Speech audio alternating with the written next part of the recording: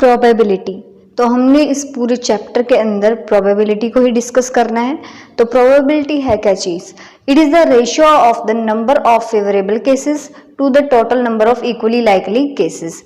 अब जितने चांसेस है, मान लीजिए मैंने एक कॉइन को टॉस किया और उसके अंदर एक हेड है और एक ही मेरे पास टेल है, तो यहाँ पर मेरे पास हेड आने के कितने चांसेस हैं? मेरे पास एक हेड है तो मेरा एक ही हेड आने का चांस होगा।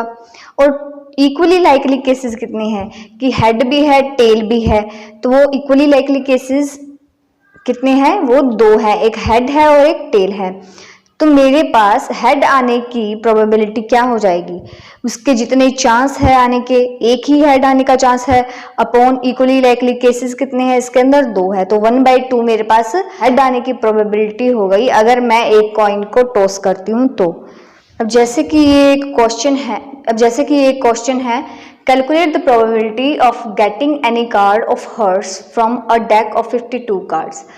ताश के अंदर 52 कार्ड्स होते हैं, एक पैक के अंदर 52 कार्ड्स होते हैं और इसके अंदर भी इसकी डिवाइडेशन होती है। इसके अंदर 4 अलग अलग टाइप के कार्ड्स होते हैं, हर्ट्स, स्पेड, क्लब और डायमंड। हर्ट और डायमंड रेड कलर के होते हैं, स्पेड और क्लब ब्लैक कलर के होते हैं। अब इसके अंदर 13 कार्ड्स ईच के होते हैं, यानी कि 13 कार्ड्स हर्ट के होते हैं, 13 कार्ड्स स्पेड के होते हैं, 13 कार्ड्स क्लब के होते हैं और 13 कार्ड्स ही डायमंड्स के होते हैं। इसके अंदर एक किंग होता है, एक क्वीन होती है, एक जैक होता है और एक ही इसके अंदर 1 to 10 तक काउंटिंग होती है। एक होता है इसके अंदर ए कार्ड जिसको हम इक्का बोलते हैं, दैट रिप्रेजेंट 1, और यहाँ पर 2 to 10 तक बाकी के कार्ड्स होते हैं। तो टोटल इसके अंदर 2 to 10 तक इसके अंदर 9 कार्ड्स हो गए, प्लस ए कार्ड हो गया 10, जैक, क्वीन और किंग, ये टोटल मिलकर 13 कार्ड्स बनाते हैं और सभी के अंदर ही इस तरीके से होते हैं। बस ऊपर इसके अंदर निशान हर्ट का, स्पेड का, क्लब का और डायमंड का रहता है, ताकि हमें पता चल जाता है कि ये हर्ट का कार्ड है, स्पेड का कार्ड है, क्लब का कार्ड है या डायमंड का कार्ड है। तो यहाँ पर हमें कहा गया है कि calculate the probability of getting any card of hearts from a deck of 52 cards. अब 52 कार्ड्स में से अगर आपने मान लीजिए कोई भी एक कार्ड निकाला है तो उसकी प्रोबेबिलिटी क्या है कि वो जो आपने कार्ड्स निकाला है वो हर्ट्स का हो। तो हर्ट्स के तो टोटल 13 कार्ड्स हैं, तो इसके मतलब कि इसके चांसेस कितने हो गए आने के? 13 हो गए। So probability of getting hearts is, तो 13 हमारे पास चांस, तो 13 हमारे पास फेवरेबल केसेस हो गए और 52 हमारे पास टोटल कार्ड्स हैं, तो ये हमारे पास आ जाएगा 13/52। So that is equals to, अगर आप इसे कट करना चाहें तो कट कर सकते हैं, 1/4 हमारे पास इसकी प्रोबेबिलिटी आ जाएगी। नेक्स्ट है हमारे पास 2 dice are thrown, probability of getting sum equal to 8। अगर आपके पास 2 डाइस थ्रो कर दिए जाएं तो प्रोबेबिलिटी क्या है कि दोनों डाइस पर जो नंबर आए हैं उसका सम 8 होगा। तो इसके लिए आपको एक टेबल बनाना पड़ेगा। अब यहाँ पर मैंने ले लिए, यहाँ पर इस साइड के अंदर मैंने ले लिया एक डाइस और इस साइड के अंदर मैंने ले लिया सेकंड डाइस। अब जब पहले डाइस के ऊपर 1 आया और दूसरे डाइस के ऊपर 1 आया, पहले डाइस के ऊपर 1 आया और दूसरे डाइस के ऊपर 2 आया, तो ऐसे करके हमने ये सभी के अंदर दोनों के आउटकम्स लिख लेने हैं। इसके बाद में यहाँ पर देखो 1 मिलकर हमारा 8 नहीं बनाता, तो हमारा कौन सा चीज़ है जो 8 बनाता है? दोनों का सम मिलकर 8 बनाता है। तो ये है 6 1 7 होता है, ये तो बिल्कुल भी नहीं होगा। इसके बाद हमारे पास आ जाता है 2 5, ये मिलकर 7 बनाते हैं, ये भी नहीं है। 2 6, ये मिलकर 8 बनाते हैं। अब जो भी आपको सम पूछा जाए उसके डायगोनली चलेंगे ना तो आपको वही सम मिलेगा। 2 6 8 बन गया हमारा, 3 5 8 बन गया, 4 4 8 बन गया, 5 3 का सम 8 बन गया और 6 2 का सम 8 बन गया। So total number of favourable outcomes हमारे पास कितने आ गए? 1 2 3 4 5। सो 5 हमारे पास फेवरेबल आउटकम्स आ गए। और ये जो हमने पूरा टेबल बनाया है इसके अंदर टोटल नंबर ऑफ आउटकम्स कितने हैं, यानी कि इक्वली लाइकली इवेंट्स कितने हैं, मतलब जिसका सम 8 बन भी रहा है और जिनका सम 8 नहीं बन रहा, तो ये दोनों केसेस को हम लेंगे, यानी कि टोटल नंबर ऑफ इवेंट्स ले लेंगे तो हमारे पास आ जाएगा 36। तो यहाँ पर ये कुल मिलाकर हमने जितने भी ये लिखे हैं ये पूरे 36 हैं, और इसके अंदर से हमारे पास फेवरेबल आउटकम्स कितने आए हैं जिनका सम 8 बन रहा है, वो है 5। तो so probability of getting sum equal to 8 while we are throwing 2 dice, तो हमारे पास आ जाएगा 5 number of favorable outcomes upon total number of events that is 36। so 5 upon 36 हमारा आंसर आ जाएगा। अब फिर से हमारे पास एक कार्ड का क्वेश्चन आ गया। A card is drawn from a well shuffled pack of cards. Calculate the probability for the card to be a queen। तो सबसे पहले हम पहला इवेंट लेते हैं। इसके अंदर हमारे पास टोटल नंबर ऑफ कार्ड्स कितने हैं? टोटल नंबर ऑफ कार्ड्स हमारे पास है 52।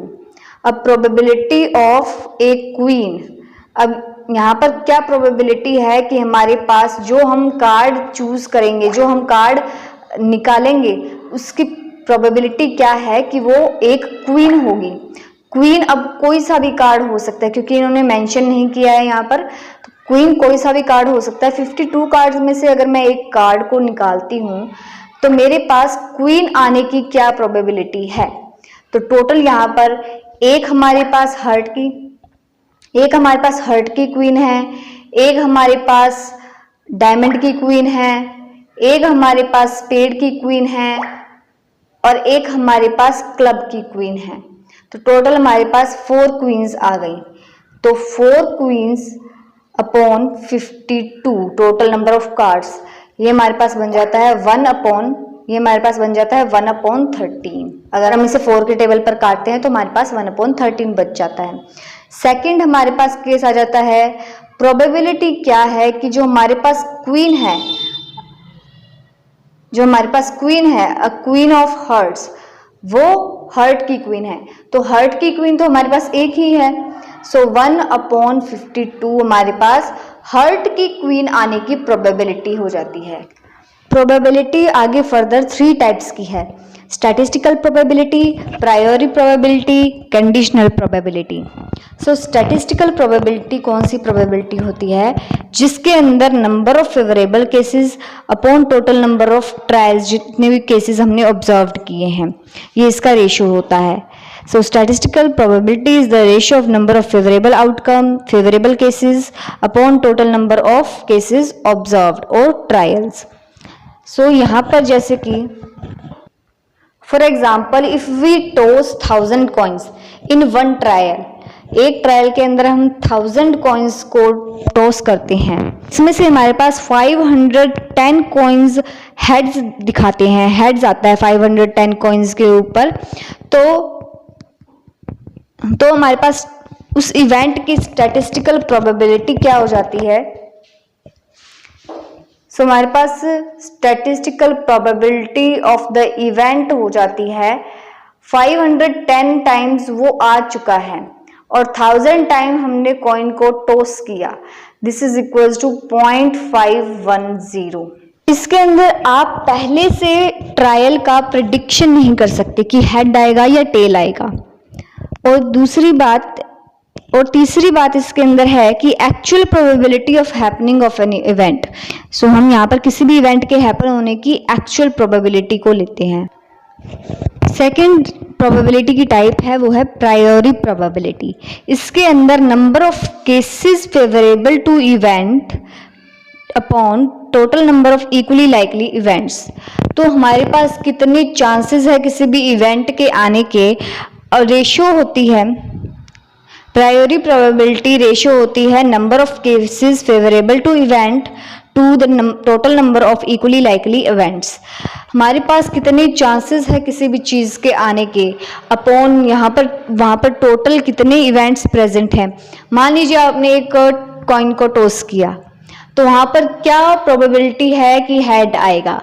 हेड आने के चांसेस कितने हैं? 1 है। और वहाँ पर इक्वली लाइकली इवेंट्स कितने हैं, यानी कि हेड आएगा और हेड नहीं भी आएगा, तो दो हमारे पास वहां पर दो चांसेस हो जाते हैं, एक हेड और एक टेल। सो इक्वली लाइकली इवेंट्स हमारे पास दो बन जाते हैं, तो हेड आने की प्रोबेबिलिटी हमारे पास बन जाती है 1/2। इसके अंदर आप पहले से ही ट्रायल की वैल्यू को प्रिडिक्ट कर सकते हैं, ओके क्योंकि हेड आने की भी 1/2 प्रोबेबिलिटी है और टेल आने की भी 1/2 प्रोबेबिलिटी है। It is expected probability of occurrence of any event, ये किसी भी इवेंट के अकरेंस की एक्सपेक्टेड प्रोबेबिलिटी होती है। सपोज आपने एक कॉइन को टॉस किया, अब उसके ऊपर क्या प्रोबेबिलिटी है कि हेड आएगा ही आएगा। अगर आप ट्रायल करने से पहले प्रेडिक्ट करें कि हेड आने की प्रोबेबिलिटी क्या है, तो वहां पर हमारे पास चांसेस कितने हैं कि हेड आएगा। अगर हम एक कॉइन टॉस करें तो वहां पर चांस होगा हमारे पास कि हमारे पास 1 हेड आएगा, और हमारे पास टोटल नंबर ऑफ इवेंट्स कितने हैं, इक्वली लाइकली इवेंट्स 2 हैं, तो हमारे पास हेड आने की प्रोबेबिलिटी हो गई 1/2। अब टेल आने की प्रोबेबिलिटी क्या है, टेल आने के चांसेस कितने हैं, 1 है, और इक्वली लाइकली इवेंट्स कितने हैं, 2 है, तो इसकी भी प्रोबेबिलिटी हमारे पास 1/2 हो गई। अब डाइस के अंदर क्या होता है, डाइस के अंदर 6 फेज होते हैं, तो हमारे पास टोटल नंबर ऑफ इवेंट्स आ गए 6 इक्वली लाइकली इवेंट्स। अब क्या प्रोबेबिलिटी है कि ईच फेज आए। अगर मान लीजिए मैं चाहूं कि 1 आने की प्रोबेबिलिटी क्या है, डाइस के ऊपर 1 आने की प्रोबेबिलिटी क्या है, सो 1 आने के चांसेस कितने हैं, 1 upon equally likely events that are 6। Total equally likely events कौन से होते हैं, सभी के सभी इक्वली लाइकली इवेंट्स सभी के सभी होते हैं, जो जितने भी आपके पास ट्रायल्स हैं, जितने भी आपके पास इवेंट्स हैं, वो सभी के सभी इक्वली लाइकली इवेंट्स होते हैं। सो हमारे पास 1 आने की प्रोबेबिलिटी 1/6 हो जाती है। ऐसे ही हमारे पास 6 फेजेस के, यानी कि पूरे डाइस के अंदर 6 फेजेस आने की प्रोबेबिलिटी हो जाती है 1/6। सो डाइस के ईच फेज आने की प्रोबेबिलिटी हो जाती है 1/6। नेक्स्ट है कंडीशनल प्रोबेबिलिटी। तो कंडीशनल प्रोबेबिलिटी क्या होती है कि वहां पर आपको कोई ना कोई कंडीशन लगाकर दे दी जाती है। अगर मान लीजिए ये देखिए यहाँ पर पूछा गया है कि प्रोबेबिलिटी ऑफ ए, अगर बी हमारा निकल चुका है तो मान लीजिए, अब यहाँ पर क्या है कि आपको पूछा है कि ए की प्रोबेबिलिटी क्या है अगर हमने बी को पहले ही निकाल दिया है, तो हमारे पास आ जाएगा। तो इस केस के अंदर हम लेते हैं probability of A union B upon probability of B, और अगर पी बी अपॉन ए इस तरीके से दे दिया जाए तो यानी कि बी आने की प्रोबेबिलिटी क्या है अगर ए पहले ही हो चुका है, तो उस केस के अंदर probability of A union B upon probability of A दिया जाता है। ये ए यूनियन बी, ये हमारे यूनियन इंटरसेक्शन, ये सेट्स के अंदर यूज होता है। ये हमारे atomic compound, atomic event, compound event, इनके अंदर हमने सेट्स बनाए थे, तो उसके अंदर A union B intersection union इसका यूज होता है। ये सेट्स थ्योरी के अंदर +1 +2 की क्लासेस के अंदर आता है। तो कॉम्बिनेशन ऑफ इवेंट्स, इसको हम थोड़ा सा डिस्कस कर लेते हैं कि यूनियन क्या होता है और इंटरसेक्शन क्या होता है। सो यूनियन का क्या मतलब है, इंटरसेक्शन का क्या मतलब है, ये देख लेते हैं। सिंस इवेंट्स आर सेट्स, जैसे कि हमने एटॉमिक इवेंट, कंपाउंड इवेंट, इसके अंदर जो हमने इवेंट्स पढ़े हैं वो सेट्स की फॉर्म में हैं। So since events are sets, इसलिए हमारे जो इवेंट्स हैं उनको कंबाइन कर सकते हैं सेट थ्योरी को अप्लाई करके। अब यूनियन ऑफ ए और बी, अब यूनियन ऑफ ए और बी, और का मतलब यहाँ पर होता है यूनियन। जहां पर भी आपको आ जाए एच और बी, एच और टी, तो इसका मतलब, और का मतलब है H union T, H union B, और ए यूनियन ऑफ ए और बी, इसका मतलब है ए यूनियन बी। इसका मतलब होता है या तो ए प्रेजेंट होगा और या बी इवेंट प्रेजेंट होगा, ठीक है। आइदर और, जहां पर और आ जाए मतलब कि वहां पर आइदर और का टर्म लगता है, और यहाँ पर और का मतलब होता है यूनियन, ठीक है। इंटरसेक्शन ऑफ ए और बी, इंटरसेक्शन का मतलब क्या होता है, जैसे कि हमने अगर 2 लाइंस ली तो दोनों लाइंस एक पॉइंट पर कहां पर कट करती है, वो हमारा इंटरसेक्शन पॉइंट होता है। तो intersection point of A and B, अब यहाँ पर एंड लगा है जिसका मतलब होता है इंटरसेक्शन। ओके, जब भी आपको इंटरसेक्शन नहीं बोला जाए या यूनियन नहीं बोला जाए तो आपको और एंड से ही पता लगाना होता है। Okay, A and B, and का मतलब हो गया इंटरसेक्शन, इसका मतलब होता है कि दोनों ए और बी इवेंट प्रेजेंट हैं। अब रेंज ऑफ प्रोबेबिलिटी, प्रोबेबिलिटी की क्या रेंज है? सो प्रोबेबिलिटी किसी भी इवेंट की 0 to 1 के बीच में रहती है। अगर मान लीजिए आपको कहा गया है कि सपोज करो मैंने एक कॉइन टॉस किया है, हेड आने की प्रोबेबिलिटी क्या है उसके अंदर? हेड आने की प्रोबेबिलिटी है हमारे पास 1/2। तो अगर 1/2 को मैं डेसिमल में लिखूं तो ये हो गया 0.5।